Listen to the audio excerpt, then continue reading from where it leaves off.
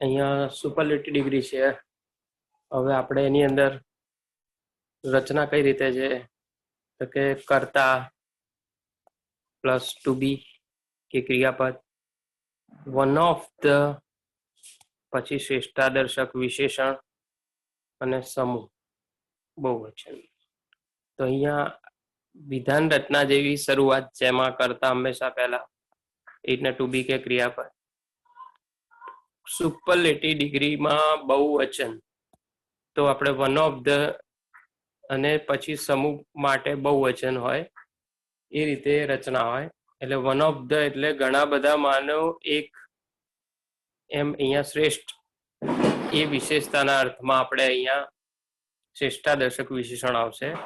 અને કહેવાય બહુવચનની જે સમૂહ છે એની સુપરલેટિવ ડિગ્રી, શ્રેષ્ઠાદર્શક ડિગ્રી. એનું ઉદાહરણ છે the peacock is one of the most beautiful bird. મેં અહીંયા પોઈન્ટ આઉટ કર્યું છે વન ઓફ ધ. અને બીજી વસ્તુ આપણે અહીંયા જોઈશું બર્ડ્સ. જો આ ડિગ્રી સમૂહ એક વચન હોય તો peacock is the most beautiful bird એ રીતે બને. ફરક છે વન ઓફ ધ માટે સમૂહ બહુવચન, જેનું ગુજરાતી થશે મોર એ સૌથી સારા સુંદર પક્ષીઓમાંનું એક છે. એટલે કે સારા જે પક્ષીઓ સુંદર છે એમાંનું એક છે. આમ સૌથી જે સુંદર છે એવું આ પક્ષી છે. તેમ અહીંયા વિશેષતા છે બ્યુટીફુલ અને શ્રેષ્ઠાદર્શક માટે મોસ્ટ બ્યુટીફુલ અને બહુવચન સમૂહ. એ જ રીતે gold is one of the costliest અને મેટલ્સ. તો ગોલ્ડ એ સૌથી મોંઘી ધાતુઓમાંની એક છે. તો વન ઓફ ધ હંમેશા આવશે ત્યારે આપણે યાદ રાખજો એડિટિંગમાં પણ તો પાછળ બહુવચન હોવું જોઈએ. આવું આપણને એડિટિંગમાં પણ પૂછી શકાય છે. બીજી રીતે ડિગ્રીના અર્થમાં પણ યાદ રાખવાનું રહેશે. તો આ રીતે આપણે ઉદાહરણ પણ યાદ રાખીએ અથવા રચના યાદ રાખીએ તો આ રીતે આપણે એને વધારે સમજી શકાય. આ બધા જ વાક્યો જે આપણે જોયા છે એનું કોમન સ્વરૂપ જોઈએ ફરીથી. જેમ કે પોઝિટિવ ડિગ્રીની અંદર વેરી ફ્યુ થી શરૂઆત, કરતા પાછળ હશે, એઝ વિશેષણ એઝ.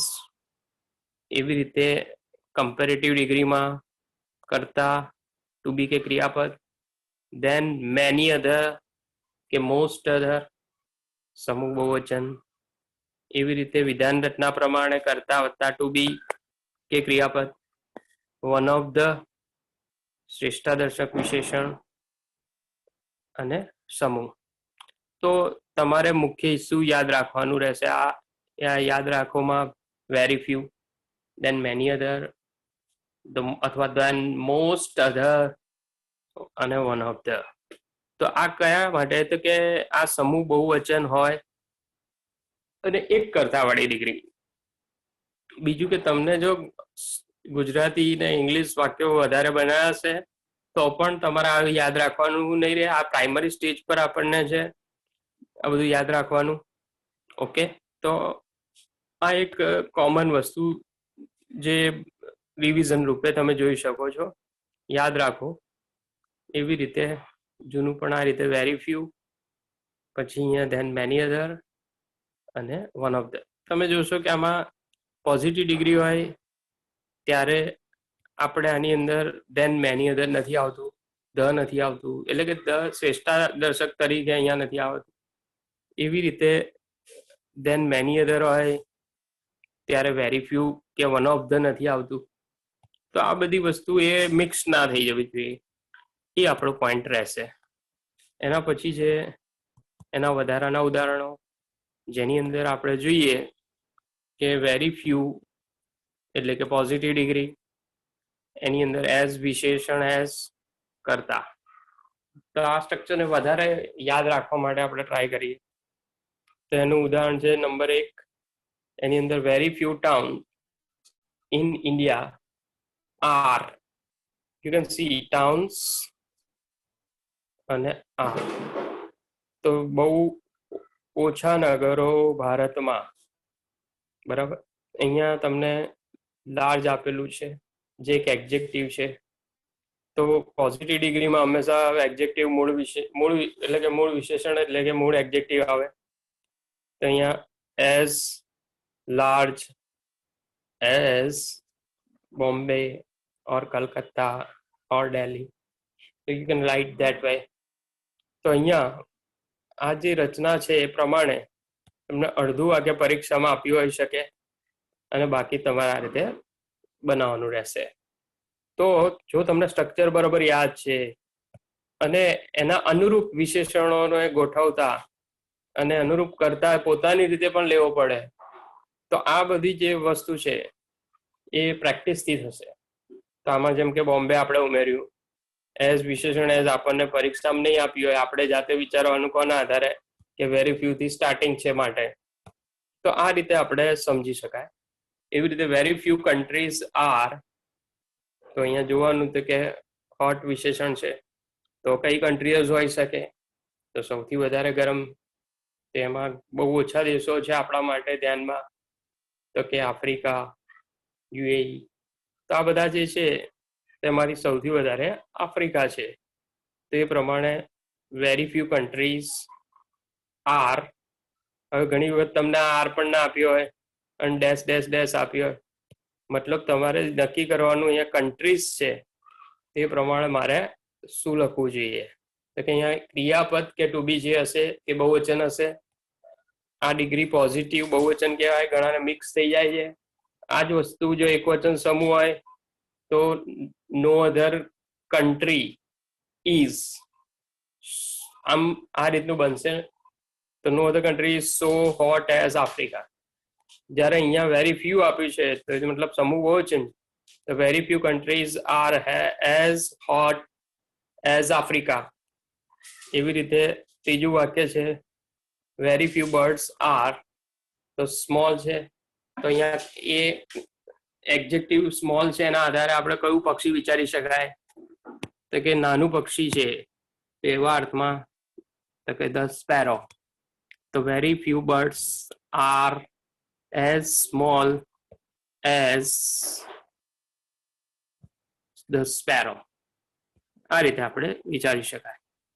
વેરી ફ્યુ લીડર્સ વર, તમે જોશો અહીંયા વર છે, સરદાર પટેલ લખ્યું છે, સ્ટ્રોંગ એડજેક્ટિવ છે.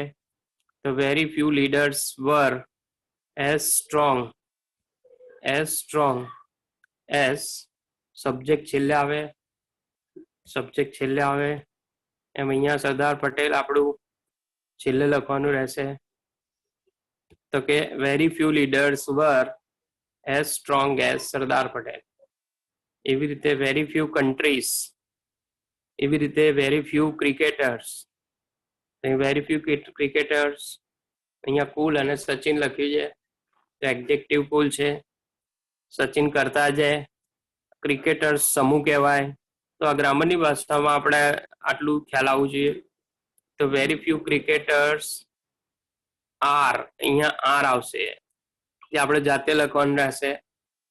Are as cool as Sachin, આમ કરતા છેલ્લે લખવાનો રહેશે. તો આ એક પ્રેક્ટિસ છે, આ રીતે પૂછાઈ શકે. તમને આનાથી થોડું ફેરફાર વાળું પણ અડધું વાક્ય આપ્યું હોય, પણ આ બેઝિક પ્રેક્ટિસથી તમને ખ્યાલ આવવો જોઈએ. જો સ્ટ્રક્ચર યાદ છે તો તમને આ સરળ રહેશે સમજવાનું, અને ગુજરાતી કરો થોડું ડાયરેક્ટલી એનું ઇંગ્લિશ પણ સમજી શકો છો. તો આ રીતે તમે એને એ પોઝિટિવ ડિગ્રી છે એમાં સમૂહ બહુવચન છે, તો મારે આ રચના છે તો એ કઈ છે, તો કે એના માટે આ સ્ટ્રક્ચર તમારું યાદ રાખવાનું રહ્યું, બરાબર. એના પછી છે કમ્પેરેટિવ ડિગ્રી, જેની અંદર છે કરતા, પછી ટુ બી કે ક્રિયાપદ, દેન મેની અધર કે મોસ્ટ અધર, અને સમૂહ કે જેના સાથે આ કર્તાને સરખાવવામાં આવે છે. તે રીતે Simla is dash dash dash cool અને હિલ સ્ટેશન્સ હવે એકચ્યુઅલી અહીંયા કોઈ તમને એવી સિગ્નલ નથી આપી કે આ પોઝિટિવ ડિગ્રી જ બનશે કે કમ્પેરેટિવ કે સુપરલેટિવ, પણ તમારે નક્કી કરવાનું છે કે કઈ રીતે આ કઈ ડિગ્રી બની શકે. તો કે કરતા પહેલા છે તો મતલબ અહીંયા કમ્પેરેટિવ કે સુપરલેટિવ બની શકે. બીજું છે અહીંયા કુલ, તો તમને ઘણી વાર વિચાર આવે કે ભાઈ આ તો પોઝિટિવ બી હોઈ શકે, પણ કરતા અહીંયા પહેલા છે એટલે. અને બીજું અહીંયા સમૂહ બહુવચન છે, તો આવી ડિગ્રીમાં અત્યારે કમ્પેરેટિવ બનશે અથવા સુપરલેટિવ બની શકે. આ બંને ડિગ્રી વિચારી શકાય.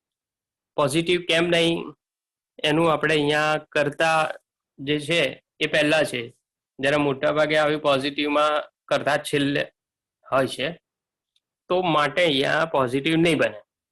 બીજી વસ્તુ જોઈએ હવે એ પ્રમાણે કુલ તેનું કુલર લખી શકીશું, અને સમૂહ બહુવચન છે તો ધેન મેની અધર અથવા મોસ્ટ અધર હિલ સ્ટેશન્સ. તો આ આપણું બહુવચન વાળું કમ્પેરેટિવ ડિગ્રીનું વાક્ય બન્યું. એવી રીતે અહીંયા સિગ્નલ ચોખ્ખી છે બીજા વાક્યમાં, જ્યાં મોર બ્યુટીફુલ એ કન્ફર્મ કરે છે કે કમ્પેરેટિવ ડિગ્રી છે, વત્તા ફ્લાવર્સ જે બતાવે છે કે સમૂહ આપણે બહુવચન લેવાનો છે, મતલબ કે અહીંયા ધેન મેની અધર કે મોસ્ટ અધર વાપરવાનું છે. જો અહીંયા ફ્લાવર એકલું હોત તો એની અધર આવત, એમ અહીંયા rose is more beautiful than most other flowers. તો આ રીતે બનશે આપણું કમ્પેરેટિવનું બહુવચન સમૂહ વાળું વાક્ય. આયન ઇઝ, હવે એની અંદર જોવાનું છે કે મોર યુઝફુલ, મતલબ કે આ અધિકતા દર્શકનું વિશેષણ છે.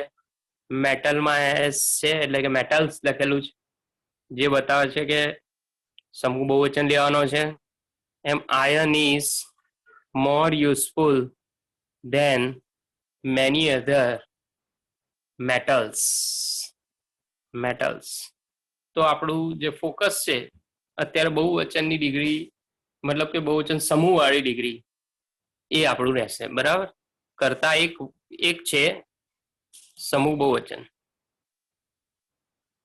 ફરીથી જોઈએ પોઝિટિવ ડિગ્રી જેમાં કરતા છેલ્લે છે, વેરી ફ્યુ થી શરૂઆત છે, એઝ વિશેષણ એઝ. એવી રીતે કમ્પેરેટિવ ડિગ્રી કરતાની શરૂઆત સામાન્ય વાક્યની જેમ, ધેન મેની અધર અથવા મોસ્ટ અધર અને સમૂહ પાછળ. એવી જ રીતે આગળ જઈએ હવે આપણે મિત્રો સુપરલેટિવ ડિગ્રીની વાત કરીએ. તો સુપરલેટિવ ડિગ્રીમાં એ જ રીતે ઉદાહરણોમાં સબ્જેક્ટ પહેલા રહેશે, વન ઓફ ધ અને પછી સમૂહ બહુવચન. તો અહીંયા ધ ઈગલ ઇઝ, હવે તમને પ્રશ્નમાં આપ્યું છે ફાસ્ટેસ્ટ બર્ડ્સ. ફાસ્ટેસ્ટ બતાવે છે શું કે તમારે સુપરલેટિવ ડિગ્રીનું આ વિશેષણ છે, અને બહુવચન બતાવે છે, મતલબ કે સુપરલેટિવ અને બહુવચન. તો એના માટે વન ઓફ ધ, આમ અહીંયા the eagle is one of the fastest birds. But this is the superlative degree in the form of plural, જે કહેવાય સમૂહ એના માટેનું. બીજી રીતે યાદ રાખવાનું કીધું, વન ઓફ ધ હોય તો હંમેશા જે સમૂહ હશે બે બહુવચન રહેશે. આમ આપણું એડિટિંગમાં પણ આવું યુઝફુલ બનશે આપણા માટે. એના પછી છે the monkey is, most naughty animals. તો આમ બે વસ્તુ જોઈએ તો ખ્યાલ આવે છે કે મોસ્ટ એ કઈ ડિગ્રીમાં આવશે તો કે સુપરલેટિવ ડિગ્રીમાં. એનિમલ્સ શું બતાવે છે, જે બતાવે છે કે આ ડિગ્રીમાં બહુવચન સમૂહ છે, માટે સુપરલેટિવ બહુવચન ડિગ્રી આવે. એટલા માટે one of the most naughty animals. એવી રીતે the Taj Mahal is most beautiful લખ્યું છે, મતલબ કે સુપરલેટિવ ડિગ્રી. મોન્યુમેન્ટ એટલે કે સ્થાપત્ય, એમાં પણ અહીંયા એ રીતે આપણે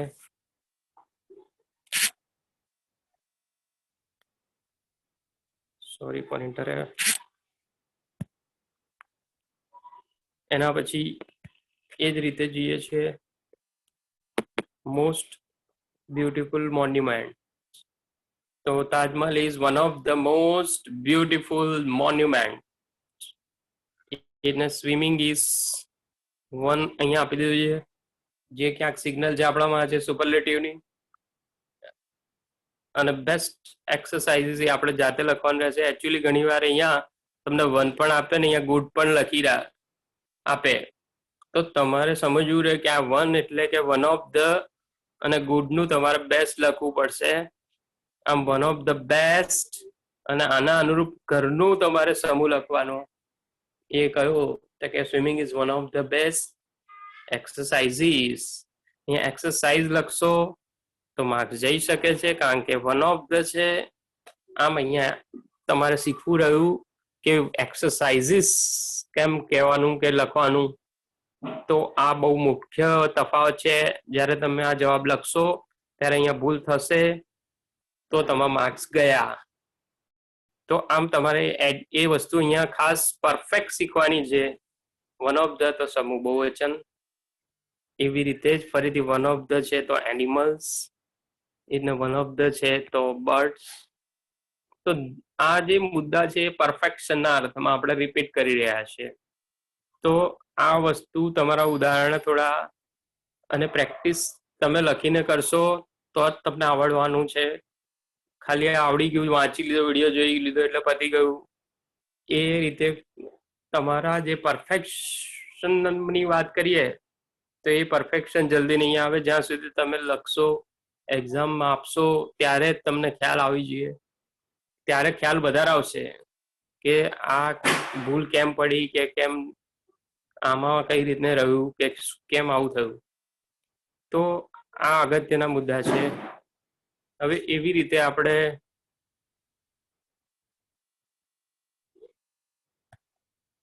એક વચનના અર્થમાં જોઈએ તો અહીંયા પોઝિટિવ ડિગ્રીની વાત છે, જેમાં નો અધર થી શરૂઆત થશે.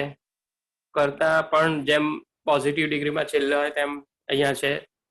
તો અહીંયા સમૂહ એક વચન રહેશે. તમને યાદ છે સમૂહ બહુવચન હોય ને પોઝિટિવ ડિગ્રી હોય તો શું આવે?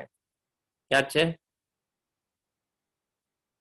તો કે અહીંયા વેરી ફ્યુ હોય. સમૂહનું અહીંયા બહુવચન હોય માટે ટુ બી કે ક્રિયાપદ પણ બહુવચન હોય, બાકી સમાન રહેશે. અહીંયા એઝ એસ લખી શકાય છે અને સો એસ પણ એકબીજાના સ્થાને લખી શકાય છે. બરાબર? તો અહીંયા શીખવાનું શું? જો એ તમને પરફેક્ટ હશે તો તફાવતના આધારે પણ તમે શીખી શકો છો. નો other town in India is, આટલું તમને આપી દીધું, જે બતાવે છે કે આ ડિગ્રી પોઝિટિવ ડિગ્રી છે.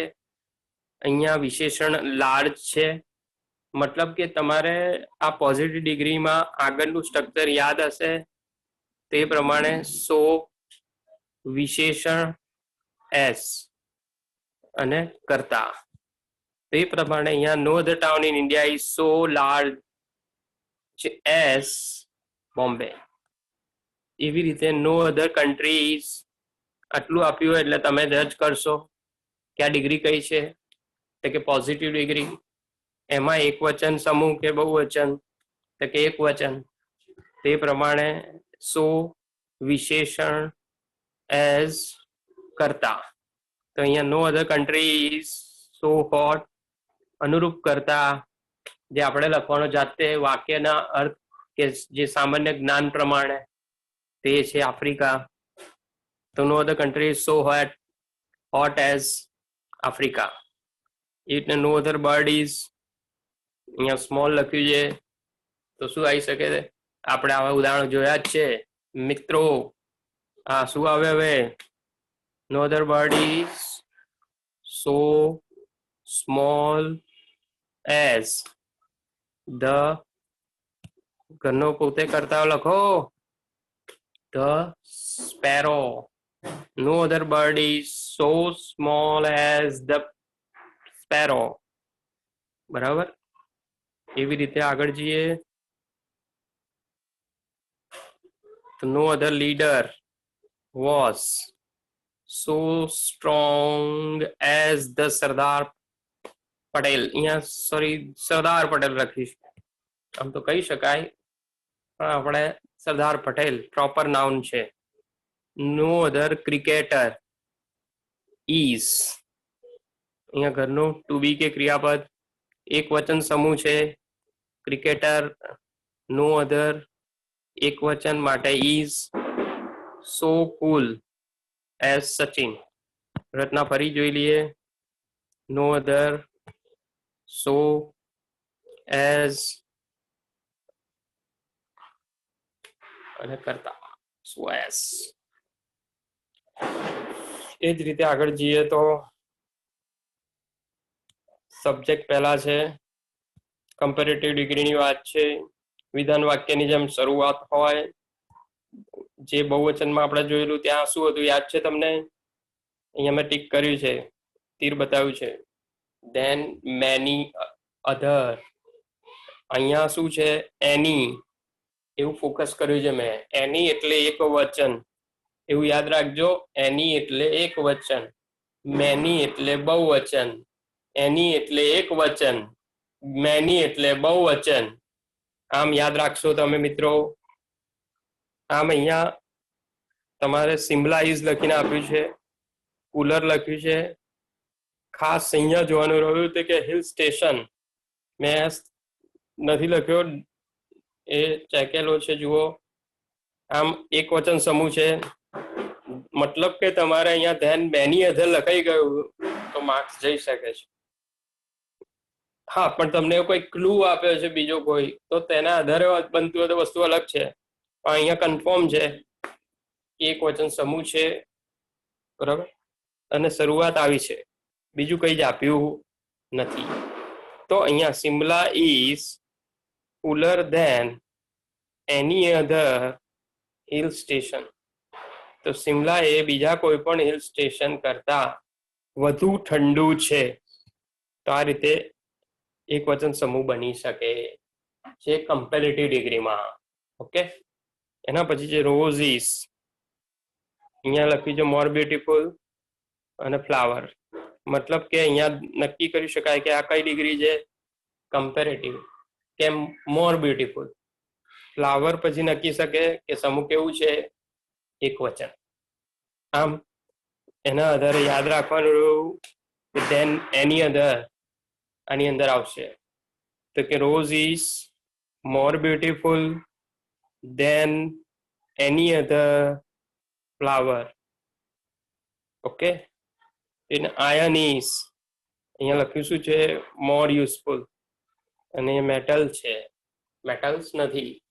તો એમ અહીંયા નક્કી કઈ રીતે કરશું? તો કે મોર યુઝફુલ એટલે કમ્પેરેટિવ ડિગ્રી, એક વચન સમૂહ.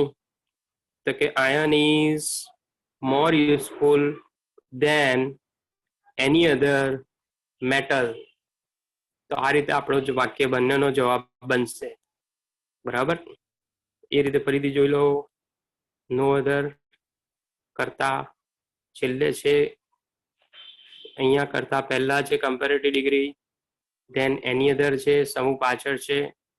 અહીંયા એક વચન છે એટલે એની. આગળ જઈએ એ પ્રમાણે સુપરલેટિવ ડિગ્રી એક વચન સમૂહમાં કરતા છે, ટુ બી કે ક્રિયાપદ માત્ર ધ છે, વન ઓફ ધ નથી. એમ વન ઓફ ધ હશે તો સમૂહ બહુવચન હશે. અહીંયા સમૂહ એક વચન. ધ, હવે જોઈએ ધ ઈગલ ઇઝ. હવે અહીંયા જોઈએ ફાસ્ટેસ્ટ શું બતાવે છે? તો કે શ્રેષ્ઠાદર્શક વિશેષણ. બર્ડ શું બતાવે છે? સમૂહ એક વચન. તો આમ અહીંયા the eagle is the fastest bird. Okay, એના પછી the monkey is most naughty.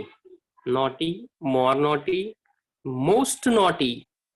તો અહીંયા મોસ્ટ શું બતાવે છે? સુપરલેટિવ ડિગ્રી, સમૂહ એક વચન માટે ડિગ્રી પ્રમાણે ધ તો કે અહીંયા the monkey is the most naughty animal.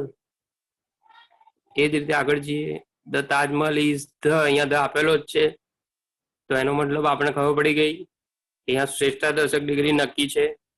હવે રહ્યું સવાલ, અહીંયા એક્ઝેક્ટિવ નથી આપ્યું, તો આપણે ઘરનો લખવો પડે. આ મોન્યુમેન્ટ શું છે? સમૂહ કહેવાય, મતલબ કે સ્થાપત્ય. તો અહીંયા the Taj Mahal is the most beautiful monument.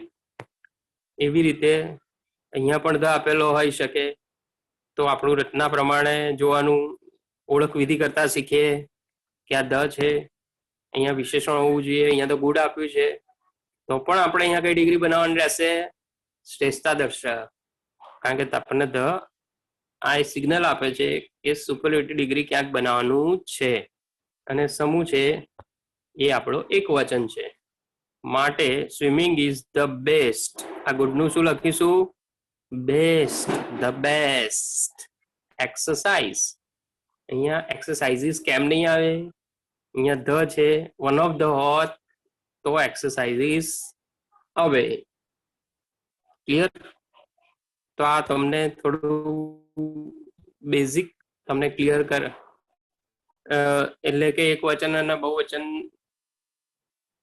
ના સમૂહમાં તફાવત ની આધારે આપણે આ ડિગ્રીને જોઈ રહ્યા છીએ. ઓકે, તો આ વિડીયોને ફરીથી જુઓ. તમને ડાઉટ્સ હોય તો 2-3 વાર જુઓ, સ્ટ્રક્ચર યાદ રાખો. એના જે આ મેં ફોકસ કરેલા છે જે સ્ટ્રક્ચર, એ બધા તમે વારંવાર લખીને કરો. ઉદાહરણ અમુક યાદ રાખો, તો પણ તમને ઘણું સારું યાદ રહેશે. તો આ રીતે તમે રિવાઇઝ કરી શકો છો ડિગ્રીના. અને તમને જો વિડીયો સારો લાગ્યો હોય તો સબસ્ક્રાઇબ કરો, શેર કરો, અને કંઈ કોમેન્ટ્સ હોય તો મને મોકલી આપો. બરાબર? Okay, thank you.